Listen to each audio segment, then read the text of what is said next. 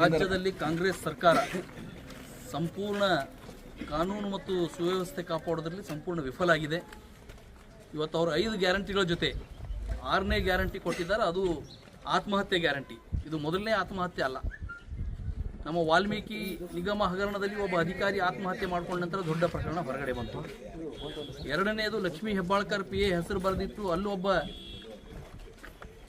Clerk ಸರ್ಕಾರಿ ನೌಕರ ಅವನು ಆತ್ಮಹತ್ಯೆ ಮಾಡಿಕೊಂಡು ಇಲ್ಲಿವರೆಗೆ ಅದು ಹಾಗೆ ಉಳಿದಿದೆ. ಇವತ್ತ ಸಚಿನ್ ಪ್ರಕರಣ ಬಹಳ ದುರಂತ. ಒಬ್ಬ ಯುವಕ ಕಡು ಬಡತನದಲ್ಲಿ ಹುಟ್ಟಿ ಇವತ್ತು ಅಷ್ಟು ಎತ್ತರಕ್ಕೆ ಬೆಳೆದಾನಂದ್ರೆ ಮುಂದಿನ ದಿನದಲ್ಲಿ ಒಂದು ಆಯುಷ್ಯದಲ್ಲಿ ಅವ ಬಹುಶಃ ಅವನ ಟ್ಯಾಲೆಂಟ್ ನೋಡಿದರೆ ಅವನ ರಾಷ್ಟ್ರ ಮಟ್ಟದಲ್ಲಿ ಅಂತಾರಾಷ್ಟ್ರೀಯ ಮಟ್ಟದಲ್ಲಿ ಹೆಸರು ಮಾಡುವಂಥ ಒಂದು ವ್ಯಕ್ತಿತ್ವ ಅವನಲ್ಲಿತ್ತು. ಅವನದು ಡೆತ್ ನೋಟ್ ನೋಡಿದಾಗ 11 ಪೇಜ್ಗಳ ಡೆತ್ ನೋಟು, ಅವನ ಹ್ಯಾಂಡ್ ರೈಟಿಂಗು ಅದನ್ನೆಲ್ಲ ನೋಡಿದರೆ ನಮಗೆ ಗಮನಕ್ಕೆ ಬರ್ಬೋದು. ಆದರೆ ಇದು ನಾಚಿಕೆಗೆಟ್ಟ ಕಾಂಗ್ರೆಸ್ ಸರ್ಕಾರ ಸಂಪೂರ್ಣ ಭ್ರಷ್ಟಾಚಾರದ ಅಡಿಗೆ. ಇವತ್ತು ಸಚಿನ್ ಸಾಯಲಿಕ್ಕೆ ಅವ್ರು ಹೆದರಿಸಿರೋದು ಒಂದು ಭಾಗ ಆಗಿದ್ರೆ, ಎರಡನೇದು ನೇರವಾಗಿ ಸರ್ಕಾರದ ಭ್ರಷ್ಟಾಚಾರ ಇದರಲ್ಲಿ ಅಡಗಿದೆ. ಆ ರಾಜು ಕಪ್ನೂರ್ ಇವತ್ತು ಪ್ರಿಯಾಂಕಾ ಖರ್ಗೆ ಅವ್ರ ಜೊತೆ ಇರುವಂಥ ವ್ಯಕ್ತಿ. ಇವತ್ತು ಸ್ವತಃ ಪ್ರಿಯಾಂಕಾ ಖರ್ಗೆ ಅವರೇ ಫೋನ್ ಮಾಡಿ ಅಧಿಕಾರಿಗೆ ಹೇಳಿದಾರ ಅಂತೇಳಿ ಡೆತ್ ನೋಟಲ್ಲಿ ಬರೆದಿಟ್ಟಿದ್ದಾರೆ.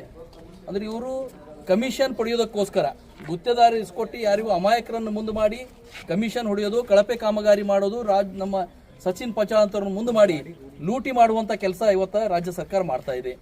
ಒಂದು ಸಣ್ಣ ನಾಯಿಗೆ ಏನಾದರೂ ಆದರೂ ಕೂಡ ಹೇಳಿಕೆ ಕೊಡುವಂಥ ಪ್ರಿಯಾಂಕಾ ಖರ್ಗೆ ಅವರು ಇವತ್ತಿನವರೆಗೆ ಬಾಯಿ ಮುಚ್ಕೊಂಡು ಕೂತಿದ್ದಾರೆ. ಇದಕ್ಕೆ ಯಾವುದೇ ರಿಯಾಕ್ಷನ್ ಕೊಟ್ಟಿಲ್ಲ. ವಿಶೇಷವಾಗಿ ನಮ್ಮ ಜಿಲ್ಲಾ ಉಸ್ತುವಾರಿ ಸಚಿವರು ಅವ್ರ ಕ್ಷೇತ್ರದಲ್ಲಿ ಆದಂಥ ಘಟನೆ, ಇವತ್ತು ಅವ್ರ ಮತದಾರರಿರುವಂಥ ಸಚಿನ್ ಮತ್ತು ಅವ್ರ ಕುಟುಂಬ ಇಷ್ಟೆಲ್ಲ ಅನಾಹುತ ಆದರೂ ಕೂಡ ಇದ್ರ ಬಗ್ಗೆ ಸ್ವಲ್ಪನೂ ಧ್ವನಿ ಎತ್ತಿಲ್ಲ. ಇದನ್ನು ನಾವು ಖಂಡಿಸ್ತೀವಿ. ಇವತ್ತು ಜಿಲ್ಲಾ ಪೊಲೀಸ್ ಅಧಿಕಾರಿಗಳು ಕೂಡ ಇದರಲ್ಲಿ ವೈಫಲ್ಯ ಆಗಿದ್ದಾರೆ. ಅವರು ರಾಜ್ಯ ಸರ್ಕಾರದ ಕೈಗೊಂಬೆ ಅಂತ ನಡೆದುಕೊಳ್ತಾ ಇದ್ದಾರೆ. ಇವತ್ತು ನಿಯಮ ಇದೆ 0 FIR ಮಾಡಬೇಕು ಅಂತೇಳಿ. ಹುಡುಗಿಯರು ರಾತ್ರಿ ಹೊತ್ತಿನಲ್ಲಿ ಪೊಲೀಸ್ ಸ್ಟೇಷನ್ ಅಲ್ದಾಡಿದ್ರು ಕೂಡ FIR ಮಾಡಲಾರ್ದೇನೆ ಇವತ್ತು ನಿಷ್ಕಾಳಜಿಯನ್ನು ಪೊಲೀಸರು ತೋರಿಸಿದ್ದಾರೆ. ಅದಕ್ಕೆ ಕ್ರಮ ಯಾರ ಮ್ಯಾಗ ಕೈಗೊಂಡಾರ ಅಂದ್ರೆ ಸಣ್ಣ ಪೊಲೀಸ್ ಪೇದೆಗಳ ಮೇಲೆ 2 ಪೇದೆಗಳನ್ನು ಸಸ್ಪೆಂಡ್ ಮಾಡಿದ್ದೀವಿ ಅಂತೇಳಿ ಇವತ್ತು ಜಿಲ್ಲಾ ಪೊಲೀಸ್ ವರಿಷ್ಠಾಧಿಕಾರಿಗಳು ಹೇಳಿದ್ದಾರೆ. ನಿಜವಾಗಿ ಹೇಳಬೇಕಂದ್ರೆ ಆ ಪೊಲೀಸ್ ಸ್ಟೇಷನ್ ಅಧಿಕಾರಿಯನ್ನು ಸಸ್ಪೆಂಡ್ ಮಾಡಬೇಕಾಗಿತ್ತು.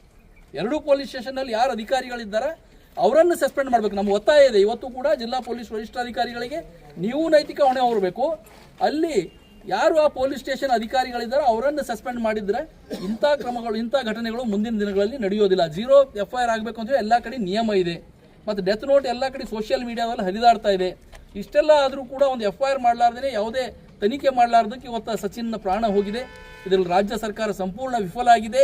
ಅದಕ್ಕಾಗಿ ಮೊದಲನೇ ನಮ್ಮ ಒತ್ತಾಯ ಏನು ಅಂದರೆ ಪ್ರಿಯಾಂಕಾ ಖರ್ಗೆ ಕೂಡಲೇ ರಾಜೀನಾಮೆ ಕೊಡಬೇಕು. ಯಾಕಂದರೆ ಅವ್ರ ಹೆಸರು ನೇರವಾಗಿ ಇದರಲ್ಲಿ ಪ್ರಸ್ತಾವ ಇದೆ. ನಿಮಗೆ ನಾಚಿಕೆ ಆಗಬೇಕು. ಹಿಂದೆ ಈಶ್ವರಪ್ಪನವ್ರ ಹೆಸರು ಇಲ್ಲದೇ ಇದ್ರೂ ಕೂಡ ಅವ್ರ ರಾಜೀನಾಮೆಯನ್ನು ನೀವು ಪಡೆದಿದ್ರಿ. ಈಶ್ವರಪ್ಪನವ್ರು ರಾಜೀನಾಮೆ ಕೊಟ್ಟಿದ್ದಾರೆ.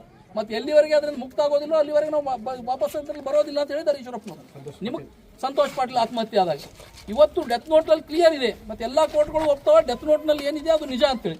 ಆ ಡೆತ್ ನೋಟಲ್ಲಿ ಆ 11 ಹೆಸರುಗಳ ಜೊತೆ ಪ್ರಿಯಾಂಕಾ ಖರ್ಗೆ ಅವರ ಹೆಸರು ಕೂಡ ಒಳಗಡೆ ಬಂದಿದೆ. ಬೇರೆ ಬೇರೆ ಅಧಿಕಾರಿಗಳ ಹೆಸರು ಒಳಗಡೆ ಇದೆ. ಅವರೆಲ್ಲರೂ ಇವತ್ತು ನೈತಿಕ ಹೊಣೆ ಹೊತ್ತು ಇವತ್ತು ಪ್ರಿಯಾಂಕಾ ಖರ್ಗೆ ರಾಜೀನಾಮೆ ಕೊಡಬೇಕು. ನಮ್ಮ ಜಿಲ್ಲಾ ಆಡಳಿತ ವೈಫಲ್ಯ ಆಗಿದ್ದಕ್ಕೆ ನಮ್ಮ ಜಿಲ್ಲಾ ಸಚಿವರು ಕೂಡ ಈಶ್ವರ್ ಖಂಡ್ರೆ ಅವರು ರಾಜೀನಾಮೆ ಕೊಡಬೇಕು. ಅವ್ರ ಕ್ಷೇತ್ರದಲ್ಲಾಗಿದೆ. ಇವತ್ತು ಅವ್ರ ರಾಜೀನಾಮೆ ಕೂಡ ನಾವು ಒತ್ತಾಯ ಮಾಡ್ತೀವಿ. ಇವತ್ತು ಸಂಪೂರ್ಣ ವೈಫಲ್ಯ ಆಗಿದೆ. ಬರುವಂಥ ದಿನದಲ್ಲಿ ಭಾರತೀಯ ಜನತಾ ಪಕ್ಷ ಈ ಕುಟುಂಬಕ್ಕೆ ನ್ಯಾಯ ಸಿಗೋದಕ್ಕೋಸ್ಕರ ಮತ್ತು ಇಂಥ ಘಟನೆಗಳು ಮತ್ತೆ ಆಗಬಾರ್ದು, ಈ ರಾಜ್ಯ ಸರ್ಕಾರದ ಒಂದು ಈ ಭ್ರಷ್ಟ ನೀತಿಯ ವಿರುದ್ಧ ಬರುವಂಥ ದಿನದಲ್ಲಿ ಇಡೀ ರಾಜ್ಯಾದ್ಯಂತ ಹೋರಾಟ ಮಾಡೋರಿದ್ದೀವಿ. ವಿಶೇಷವಾಗಿ ಕಲಬುರಗಿ, ಬೀದರ್, ಯಾದಗಿರಿ, ಕಲಬುರಗಿ ವಿಭಾಗದಲ್ಲಿ ಈ ವಿಭಾಗದ ಅನೇಕ ಜನ ನಾಯಕರು ನಮ್ಮ ಪಕ್ಷದ ನಾಯಕರಿಗೆ ಕೊಲ್ಲಲಿಕ್ಕೆ ಸುಪಾರಿ ಕೊಟ್ಟಿದ್ದಾರೆ ಅಂತ ಸುಸೈಡ್ ನೋಟ್ನಲ್ಲಿದೆ. ನಮ್ಮ MLA ಕಾಂಟೆಸ್ಟ್ ಮಾಡಿದ ನಮ್ಮ ಕಲಬುರಗಿ ನಗರ ಜಿಲ್ಲಾಧ್ಯಕ್ಷರು, ಒಬ್ಬ ಸ್ವಾಮೀಜಿ, ಇವ್ರದೆಲ್ಲ ಹೆಸರುಗಳಿವೆ. ಇವತ್ತು ಆ ತನಿಖೆಗೋಸ್ಕರ FIR ತೊಗೊಳ್ರಿ ಅಂತೇಳಿ ನಮ್ಮ ನಾಯಕರು ಕಲಬುರಗಿ ಸ್ಟೇಷನ್ಗೆ ಹೋದ್ರೆ ಆ FIR ಕೂಡ ತೊಗೊಂಡಿಲ್ಲ. ಇವತ್ತು ಆ ನಮ್ಮ MLAಗಳಿಗೆ ಏಕವಚನದಲ್ಲಿ ಮಾತಾಡಲಿ ಅಧಿಕಾರಿಗಳು ಕಳಿಸಿದ್ದಾರೆ. ಸರ್ಕಾರ ಕೈಗೊಂಬೆ ಕೆಲಸ ಮಾಡ್ತಾ ಇದ್ದಾರೆ. ನಾವು CT ರವಿ ಪ್ರಕರಣದಲ್ಲಿ ನೋಡಿದ್ದೀವಿ. ಒಬ್ಬ ಮಾಜಿ ಮಂತ್ರಿಗೆ ಯಾವ ರೀತಿ ನಡೆಸ್ಕೊಂಡ್ರು. ಇಡೀ ರಾತ್ರಿ ಎಲ್ಲ ಕಡೆ ಅಡ್ಡಾಡಿಸಿದ್ರು. ಪೊಲೀಸ್ ಸ್ಟೇಷನ್ ಸೇಫ್ ಇಲ್ಲ, ಕಬ್ಬಿನ ಗದ್ದೆ ಸೇಫ್ ಅಂತ ಹೇಳಿದ್ರು. ಇವತ್ತು ಇದನ್ನೆಲ್ಲ ನೋಡಿದರೆ ಇವತ್ತು ಪೊಲೀಸರು ಅವ್ರ ಖಾಕಿಯನ್ನು ತೆಗೆದು ಕಾಂಗ್ರೆಸ್ನ ಕೈ ಚಿಹ್ನೆ ಇರುವಂಥ ಬಟ್ಟೆ ಹಾಕೊಂಡು ಓಡಾಡಬೇಕು ಅಂತೇಳಿ ನನಗೆ ಅನಿಸ್ತಾ ಇದೆ. ಪೊಲೀಸ್ ಪೂರ್ತಿ ವ್ಯವಸ್ಥೆ ವೈಫಲ್ಯವಾಗಿದೆ. ಕಾನೂನು ಸುವ್ಯವಸ್ಥೆ ಯಾವುದೂ ಇಲ್ಲ. ಅದಕ್ಕಾಗಿ ನಾವು ಬರುವಂಥ ದಿನದಲ್ಲಿ ಬಹುಶಃ ಮೊದಲನೇ ವಾರದಲ್ಲಿ, ಹೊಸ ವರ್ಷದ ಮೊದಲನೇ ವಾರದಲ್ಲಿ ಬೀದರ್ ನಗರದಲ್ಲಿ ಬೃಹತ್ ಪ್ರತಿಭಟನೆಯನ್ನು ನಾವು ಹಮ್ಮಿಕೊಳ್ಳೋರಿದ್ದೀವಿ. ಇದ್ರ ಜೊತೆಯಲ್ಲಿ ನಾಳೆ ಅಥವಾ ನಾಡಿದ್ದು ನಮ್ಮ ರಾಜ್ಯಾಧ್ಯಕ್ಷರು ಕೂಡ ಇಲ್ಲಿ ಬರೋರಿದ್ದಾರೆ, ನಮ್ಮ ವಿರೋಧ ಪಕ್ಷದ ನಾಯಕರು ಬರೋರಿದ್ದಾರೆ.